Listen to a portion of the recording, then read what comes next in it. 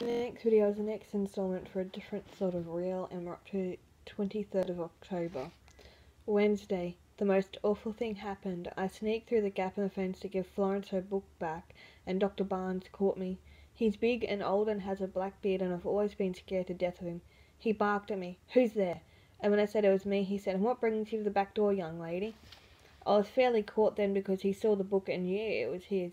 So I held it out and said, "I was returning this book, sir," and I was about to apologise because Florence had pinched it without asking when he looked puzzled and said, "Why on earth did you want Principles of Neuropathology? Were you pressing flowers?" Then I was quite offended because men always assume that girls can't think about anything but knitting patterns and new hats and babies, so I told him I wanted to consult it about shell shock. He made me come inside and sit down at the kitchen table with Mrs. Riley, his cook. She gave me a cup of tea and a currant scone warm from the oven. "So you wanted to know about shell shock," he said, quite kindly, but still with that half smile which means at any moment he was about to say, There, little girl, go away and play with your doll." "Yes," I said. "And how did you get on with neuropathology?" he asked. I understood about depression, I told him, but I didn't know some of the words. "What's neurasthenia? Is it the same as nervous exhaustion?" He was looking a little surprised. "Of course, her mother is a nurse, that's where she's picked up these terms and she's parroting them," she said indulgently to the cook.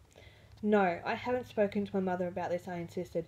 "What is wrong with men? Do you have to be male to be considered sane?" I couldn't stand being condescended any more, so I stood up to go and thanked him for the loan of his book. Then, because I was very cross, I said, "If I was a boy, would you think I was parroting?" The cook coughed. Dr. Barnes scowled. Then he reached out a hand and touched my arm. "I beg your pardon," he said, seeming to mean it. "Do sit down. You are correct. If you were a boy, I'd be considering you a promising pupil.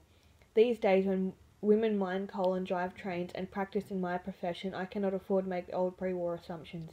Dear me, no. Well, shell shock. No one quite knows the cause, and no one has a cure which will work in all cases.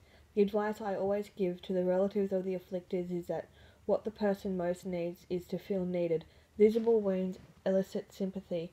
Invisible ones merely make the sufferer feel inadequate. They are always tired, headachy, sensitive to noise, touchy and erratic. But your father still loves you, you know," he added. "Thank you," I said, turning my head in case I started to cry.